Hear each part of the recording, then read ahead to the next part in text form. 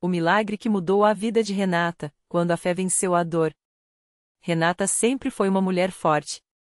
Mãe de 2 filhos, funcionária pública e arrimo de família, ela carregava nas costas a responsabilidade de criar os meninos sozinha depois que o marido os abandonou há 5 anos. Mas nenhuma força humana consegue sustentar o peso de uma doença silenciosa que corrói por dentro. Há 2 anos, uma dor insuportável no estômago começou a tirá-la do sério. Queimação, náuseas, uma sensação de fogo que parecia devorar suas entranhas a cada refeição. Os médicos diagnosticaram gastrite severa, depois úlcera, e por fim, suspeitaram de algo pior. Pode ser câncer, disseram com cautela, pedindo exames mais profundos. As noites de Renata viraram um pesadelo. Ela se enrolava na cama, suando frio, enquanto as lágrimas escorriam sem controle. Meu Deus, e meus filhos? Quem vai cuidar deles se eu não estiver aqui? Pensava, apertando o peito como se quisesse conter a angústia. Os remédios aliviavam por algumas horas, mas a dor sempre voltava, mais forte, como se quisesse provar que não havia saída. Até que um dia, exausta, ela desabou no chão do banheiro, segurredo na pia, pedindo a Deus uma resposta. Se o Senhor existe, me mostra um caminho. Eu não aguento mais. Foi então que sua vizinha, Dona Maria, bateu à porta com um convite que mudaria tudo. Renata, minha filha, você já tentou a Igreja Universal? Lá eles oram com fé, e Deus faz milagres. Minha nora sarou de um tumor no útero depois que o pastor orou por ela. Vá lá, não custa nada. Renata hesitou. Ela não era de frequentar igrejas, mas a dor já havia lhe tirado até a dignidade de recusar ajuda. No domingo seguinte, com as mãos trêmulas e o coração apertado, ela entrou pela primeira vez na Igreja Universal do Reino de Deus. O que ela encontrou ali não era apenas um culto. Era uma corrente de fé viva. As vozes unidas em oração, os testemunhos de pessoas que haviam sido libertas de doenças, dívidas e vícios, os pastores falando com uma autoridade que parecia vir de outro mundo. Quando o pastor anunciou que iria ungir os enfermos com óleo, Renata sentiu algo estremecer dentro dela. Quem aqui precisa de um milagre no corpo? Ele perguntou, e antes que a razão a impedisse, ela levantou a mão. O pastor se aproximou, colocou a mão em sua cabeça e começou a orar com uma intensidade que ela nunca havia visto. Em nome de Jesus, esta doença sai agora. O fogo do Espírito Santo queima toda dor, toda enfermidade. Você está livre. Enquanto ele falava, Renata sentiu uma onda de calor percorrer seu corpo, como se algo estivesse sendo arrancado de dentro dela. As lágrimas jorraram, e pela primeira vez em meses, ela sentiu alívio. Não era só emocional. Era físico. A queimação que a torturava havia sumido. Mas o pastor alertou, a fé precisa ser alimentada. Você tem que persistir. Participe da Fogueira Santa de Israel nesta sexta, traga sua oferta de fé, e Deus vai confirmar esse milagre. Renata obedeceu. Naquela noite, ela foi à vigília, colocou suas últimas economias no envelope de oferta como semente de fé, e orou com tudo que tinha. Quando o pastor impôs as mãos sobre ela novamente, ela caiu no chão, sacudida por uma força que não vinha dela. Estou curada, gritou, enquanto o choro tomava conta. Nos dias seguintes, Renata esperava a dor voltar, mas ela não voltou. Os exames que fez uma semana depois não mostravam mais úlcera, nem gastrite, nem sinal de câncer. O médico, espantado, disse que era inexplicável. Mas ela sabia. Era Deus. Era a fé. Era a Igreja Universal, onde ela aprendeu que não adianta só pedir, tem que lutar, tem que crer, tem que dar o passo de fé mesmo quando tudo parece perdido. Hoje, Renata está no altar dando seu testemunho, com os filhos ao lado, sorrindo. Eu pensei que minha vida tinha acabado, mas Deus me mostrou que com Ele, tudo tem jeito. Não é só sobre sarar do corpo, é sobre sarar a alma. Eu aprendi que a fé sem obras é morta. Precisa orar, precisa jejuar, precisa semear, precisa persistir. E quando a gente faz a nossa parte, Deus faz a dele, e Ele faz muito mais.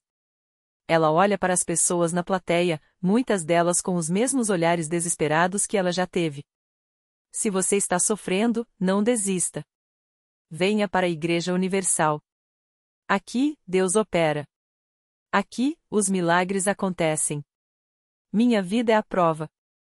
E enquanto o coro entoa glória a Deus, Renata sabe que sua história é só mais uma entre milhares, mas para ela, é a maior de todas. Porque Deus não só sarou seu estômago. Ele sarou seu coração. Naquela mesma noite, enquanto Renata compartilhava seu testemunho, no fundo do templo, uma mulher chamada Marisa apertava um lenço entre os dedos, os olhos cheios de lágrimas. Ela tinha chegado ali arrastada pela irmã, depois de meses se trancando em casa, sem forças nem para levantar da cama. Os médicos tinham dito que seu caso de fibromialgia era grave, que as dores jamais passariam. Aprenda a conviver com isso, disseram. Mas conviver com aquilo era como viver dentro de um corpo queimando vivo, dia após dia. Marisa lembrava de Renata. Tinham se cruzado anos antes, numa fila de supermercado. Na época, Renata era uma sombra do que era agora, pálida, curvada, com um sorriso forçado que não chegava aos olhos. E ali estava ela, de pé, radiantemente saudável, falando de milagres como se fossem tão reais quanto o ar que respiravam. Se Deus fez por ela, Marisa pensou, mas a dúvida sufocava. Já tinha orado tanto. Já tinha chorado tanto. O que mais poderia fazer? Foi então que o bispo, como se lesse seus pensamentos, olhou diretamente para ela e disse: tem alguém aqui que acha que Deus se esqueceu de você. Mas ele não esquece de ninguém. O milagre que você precisa já está a caminho, só não desista agora. Marisa sentiu um arrepio. Era como se aquelas palavras fossem só para ela. A irmã, percebendo sua hesitação, segurou sua mão. Vem, Marisa. Vamos lá na frente. Hoje é o seu dia. Ela resistiu no início, mas algo dentro dela, uma faísca de esperança que pensava estar apagada, a fez levantar. Com passos trêmulos, foi até o altar, onde pastores oravam por cada pessoa com imposição de mãos. Quando o pastor colocou a mão em sua cabeça e começou a orar com autoridade, Marisa sentiu algo estranho. Não foi uma dor que sumiu de repente, não foi um clarão no céu. Foi uma paz.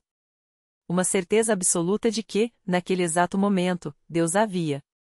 E então, como se um peso de anos fosse tirado de suas costas, ela sentiu as mãos e os pés formigarem. Depois, um calor se espalhou pelo corpo. As lágrimas escorriam, mas dessa vez não eram de dor, eram de alívio. Levante os braços, o pastor ordenou. Marisa obedeceu, e pela primeira vez em anos, conseguiu erguer os braços sem sentir como se facas a estivessem cortando por dentro. Dê glória a Deus, gritou o pastor, e ela gritou junto, entre lágrimas e risos, glória a Deus. Estou curada. Estou livre. A irmã a abraçou chorando. As pessoas ao redor celebraram. Marisa mal podia acreditar. Na manhã seguinte, acordou esperando a dor habitual, mas ela não veio. Levou a mão ao rosto e sentiu a pele macia, sem a tensão constante que a acompanhava há tanto tempo. Correu para o espelho e se olhou como se visse uma estranha. Os olhos brilhavam. O corpo, antes uma prisão, agora parecia leve. Na semana seguinte, ela voltou à igreja, mas dessa vez não foi arrastada, foi correndo. Subiu ao púlpito com o mesmo lenço que antes enxugava lágrimas de desespero, agora enxugando lágrimas de gratidão. Eu vim aqui achando que Deus tinha me abandonado. Mas Ele só estava esperando eu dar um passo. Um passo de fé. Se Renata pode, se outros podem, eu também posso. E se eu posso, você também pode. Enquanto ela falava, uma senhora na última fileira, uma mãe que há meses pedia a Deus pela filha viciada em drogas, segurou o braço do marido. Vamos lá na frente. Hoje é a vez da nossa filha. E assim, como uma corrente de fé, o milagre de uma tocava a vida de outra, provando mais uma vez que, na casa do Senhor, a esperança nunca se esgota. Porque Deus não muda. Ontem operou na vida de Renata. Hoje, na de Marisa.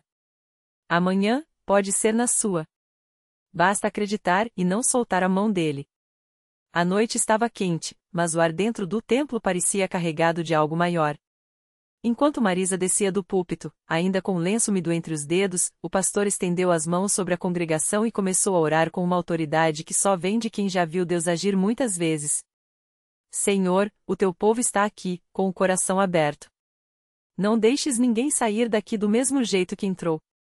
Foi então que a senhora da última fileira, Dona Clara, se levantou com o marido, seu Antônio. Os dois caminharam devagar, como se cada passo fosse uma batalha contra o medo e a vergonha. Mas algo dentro deles já não aguentava mais esperar. A filha, Juliana, estava há 3 anos nas ruas, presa às drogas, e as noites de choro já tinham marcado o rosto de Dona Clara com rugas que não eram só do tempo. Quando chegaram perto do altar, o pastor os recebeu com um abraço firme. Deus ouve o clamor dos pais. Ele conhece cada lágrima que vocês choraram por essa filha. E então, como se o Espírito Santo estivesse guiando cada palavra, ele pediu: vamos orar juntos. Mas não é só por Juliana. É pela restauração dessa família. Enquanto as mãos se uniam do pastor, de Dona Clara, de seu Antônio e de vários irmãos que se aproximaram em solidariedade, uma paz estranha encheu o lugar. Não era silêncio, porque os louvores continuavam, mas era como se, naquele círculo de fé, o tempo parasse. Dona Clara fechou os olhos e, pela primeira vez em meses, sentiu algo diferente da dor, uma certeza. Não sabia como, não sabia quando, mas tinha a convicção de que Deus estava agindo naquele exato momento. E estava. Enquanto isso, a alguns quarteirões dali, Juliana estava deitada em um colchão sujo num quarto alugado que cheirava a mofo e desespero. O corpo doía, a alma também. Ela já tinha vendido tudo que tinha valor, até as roupas boas que a mãe lhe dera no último Natal. Naquela noite, porém, algo a incomodava mais do que a abstinência. Era uma vozinha dentro dela, insistente, dizendo: vá para casa. Sua mãe está te esperando. Juliana tentou ignorar. Não tem mais casa para mim, murmurou, virando-se na cama. Mas a voz não parava. E então, como se alguém a puxasse, ela se levantou. As pernas tremiam, o coração batia descompassado, mas ela saiu porta fora. Não sabia como, mas precisava ver a mãe. Mesmo que fosse só para pedir perdão antes que fosse tarde. O caminho até a casa dos pais, que antes parecia tão longo, naquela noite foi como se fosse guiado. Ela tropeçou, caiu, levantou. Parou em frente a um posto de gasolina para pedir água e o atendente, sem saber por quê, deu-lhe um pouco de dinheiro. Toma, minha filha. Deus te abençoe. Juliana olhou para as moedas na palma da mão e, pela primeira vez em anos, sentiu que ainda havia bondade no mundo. Quando chegou à porta de casa, já era madrugada. A luz da sala estava acesa. Ela bateu com a mão trêmula, sem coragem de girar a maçaneta. Foi seu Antônio quem abriu. Por um segundo, os dois só se olharam. Então, sem uma palavra, ele a puxou para dentro e a abraçou com uma força que doía, mas que também sarava. Dona Clara veio correndo da cozinha, onde estava fazendo um café como se soubesse que a filha viria. Quando viu Juliana ali, suja, magra, mas viva, ela não conseguiu segurar. Caiu de joelhos e começou a chorar, não de tristeza, mas de um alívio tão grande que parecia que o peito ia explodir. Minha filha, minha filha. Juliana não entendia direito o que estava acontecendo. Só sabia que, de algum jeito, tinha voltado para o único lugar onde ainda era amada. E enquanto a mãe a apertava contra o peito, ela sentiu algo que havia esquecido: esperança. No domingo seguinte, a família toda estava na CCB. Juliana, agora com roupas limpas e o cabelo penteado, sentada ao lado dos pais, ouvia o testemunho de uma jovem que também havia sido libertada das drogas. E quando o pastor chamou à frente aqueles que queriam uma nova chance, ela se levantou sem hesitar. Não tinha mais forças para lutar sozinha, mas ali, naquela igreja, ela tinha certeza de que não estava sozinha. Quando o pastor impôs as mãos sobre sua cabeça e orou pela sua libertação, Juliana sentiu algo sair dela, não só o vício, mas a culpa, a vergonha, todo aquele peso que a afundava há anos. E pela primeira vez em muito tempo, ela sorriu. Um sorriso verdadeiro. Depois do culto, Dona Clara abraçou o pastor com lágrimas nos olhos. Obrigada, pastor. Deus usou o Senhor. E ele, sorrindo, respondeu: não fui eu, minha irmã. Foi Deus. Ele só precisava que vocês não desistissem de acreditar. E assim, mais uma história de dor se transformava em testemunho. Porque na CCB, os milagres não são contados apenas nos púlpitos, eles acontecem nos corações, nas famílias, nas vidas que se rendem ao poder de Deus. E cada um deles é um lembrete, Não importa quão escura seja a noite, a luz do Senhor sempre encontra um jeito de brilhar. Porque Ele não desiste de ninguém. Nunca. Juliana voltou para casa naquela noite com o coração leve, como se tivesse trocado uma mochila cheia de pedras por um abraço quente. Ao abrir a porta, encontrou o filho mais velho, Lucas, de 12 anos, sentado na mesa da cozinha, olhando para um prato de comida intocado. Ele levantou os olhos cheios de medo, o mesmo medo que Juliana conhecia bem, o medo de mais uma noite de gritos, de portas batendo, de promessas quebradas. Mas desta vez, tudo era diferente. Ela se ajoelhou na frente dele, pegou suas mãos e falou com uma voz que nem ela mesma reconhecia: Filho, a mamãe mudou. Deus me tocou hoje. Lucas não entendeu direito, mas viu algo no rosto da mãe que não via há anos: paz. E quando ela o puxou para um abraço, ele não resistiu. Chorou ali, no ombro dela, como uma criança que finalmente encontrava um porto seguro. Nos dias que seguiram, as mudanças foram tão claras que até os vizinhos perceberam. Juliana começou a frequentar os cultos com os filhos, sentando-se sempre nos bancos da frente, como se quisesse absorver cada palavra. As orações em família, que antes eram apenas um costume vazio, viraram momentos sagrados. Ela lia a Bíblia com os meninos antes de dormir, explicando com simplicidade as histórias que agora faziam sentido para ela. Mas o maior milagre ainda estava por vir. Uma tarde, enquanto arrumava a casa, Juliana encontrou escondido no fundo do armário uma caixa com os últimos restos daqueles anos escuros, um maço de cigarros, um isqueiro e um papel dobrado com o telefone de um antigo amigo que sempre a puxava de volta para o vício. Segurando aqueles objetos, ela sentiu um arrepio, não de saudade, mas de nojo. Sem pensar duas vezes, pegou tudo e foi até o quintal. Com as mãos trêmulas, acendeu um fósforo e ateou fogo naqueles símbolos de escravidão. Enquanto as chamas consumiam o papel, ela orou em voz alta: Senhor, queima tudo isso da minha vida. Não quero nem as cinzas. E foi como se Deus respondesse na hora. Uma brisa suave soprou, espalhando as cinzas pelo ar, como se até o vento quisesse levar embora aquelas lembranças. Na igreja, o testemunho de Juliana emocionou a todos. Ela subiu ao púlpito com os filhos ao lado, segurando a mão de Lucas com força. Eu era uma mulher morta em vida, ela disse, a voz embargada. Mas Deus me encontrou no lugar que eu menos esperava, dentro de uma igreja, entre irmãos que não me julgaram, mas me estenderam a mão. Hoje, eu não sou mais escrava. Sou filha de Deus. E quando ela terminou, o coro começou a cantar Deus é fiel, e foi como se cada nota confirmasse: sim, Ele é. Sempre foi. Sempre será.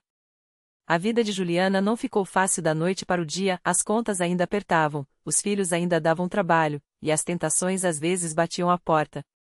Mas agora ela tinha algo que nenhum vício, nenhuma dor, nenhum passado poderia tirar: a certeza de que não estava sozinha. Porque na CCB, ela aprendeu que milagre não é só cura física ou solução instantânea. Milagre é uma mãe que reconquista a confiança dos filhos. É um coração que volta a sonhar. É uma família que se reencontra aos pés de Jesus. E assim, entre orações, cultos e pequenos gestos de amor, Juliana descobriu que a verdadeira transformação não vem de fora para dentro, mas de dentro para fora. Porque quando Deus toca uma vida, Ele não muda só o destino, Ele muda a história. E a dela, agora, era uma história de vitória. Porque na CCB, os milagres não têm data para acabar. Eles começam quando alguém decide acreditar. Juliana não imaginava que aquele seria apenas o começo. Um dia, enquanto ajudava na distribuição de cestas básicas do trabalho social da igreja, ela reconheceu nos olhos de uma mulher jovem o mesmo desespero que já tinha sentido. Era Marcela, uma mãe solteira que morava na mesma comunidade e lutava contra a dependência química. As marcas no braço e o olhar vazio contavam uma história que Juliana conhecia bem. Eu não aguento mais, irmã, Marcela confessou, com a voz trêmula, enquanto segurava o filho pequeno no colo. Já tentei parar sozinha, mas não consigo. E se eu perder meu menino por causa disso? Juliana sentiu o coração apertar. Lembrou-se das vezes em que também achou que não tinha saída, até que mãos estendidas a puxaram para a luz. Sem hesitar, ela abraçou Marcela e disse: Você não está sozinha. Deus já está trabalhando na sua vida, e a CCB é a prova disso. Vamos juntas? Não foi fácil. Marcela resistiu no início, sumiu algumas vezes, recaiu. Mas Juliana não desistiu. Levou-a aos cultos, apresentou-a às irmãs do grupo de oração, e pouco a pouco, Marcela começou a enxergar que havia sim um caminho. Até que, numa noite de vigília, enquanto o pastor orava pela libertação daqueles que estavam nas cadeiras do fundo, Marcela caiu em prantos. Não foram lágrimas de dor, mas de alívio. Algo dentro dela havia se quebrado para nascer de novo. Eu sinto como se um peso tivesse saído de mim, ela disse depois, ainda com os olhos úmidos. Pela primeira vez, eu acredito que posso ser diferente. E foi. Com o apoio da igreja, Marcela entrou no programa de recuperação da CCB, reconquistou a guarda do filho e, um ano depois, estava batizando o menino nas águas do mesmo rio onde, anos antes, Juliana havia se rendido a Deus. Naquele dia, as duas se abraçaram chorando, sabendo que nenhuma delas estaria ali se não fosse a mão de Deus e a coragem de uma irmã que não deixou a outra cair. Porque na CCB, os milagres não acontecem só nos púlpitos. Eles acontecem quando alguém estende a mão para o próximo, quando uma oração é feita com fé, quando um coração se abre para a mudança. E assim, a história de Juliana e Marcela se tornou mais um testemunho de que, onde há fé, não há caso perdido. Porque Deus não escolhe os capacitados, Ele capacita os escolhidos. E na CCB, todos têm lugar na mesa do Pai. O rio que uniu duas vidas. Aquelas águas, que um dia haviam lavado as lágrimas de Juliana quando ela se entregou a Deus quebrantada, agora recebiam o pequeno Miguel com alegria. Enquanto o pastor o mergulhava, simbolizando o nascimento de uma nova vida, Marcela sentia o peso da graça, o filho que quase perderá para as ruas estava ali, salvo, como ela mesma havia sido. Ao lado, Juliana, a irmã que nunca a abandonou, nem quando Marcela a empurrou, nem quando o vício falava mais alto que o amor, sorria através das lágrimas, lembrando da noite em que orou: Senhor, se ela não voltar, eu não aguento perder mais uma.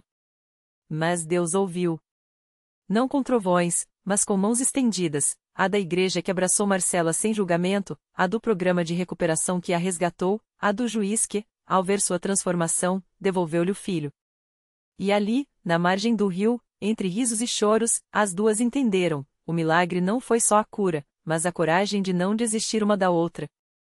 Hoje, Miguel cresce ouvindo a história de como duas mulheres, uma ferida e outra teimosa em amar, provaram que Deus escreve recomeços com as páginas rasgadas que entregamos a Ele. A CCB não mudou só suas vidas, revelou que a fé verdadeira não é esperar o céu abrir, mas ser o céu que se abre para alguém. Lição que ficou: ninguém se salva sozinho. Às vezes, o milagre que você pede está na mão que você recusa segurar.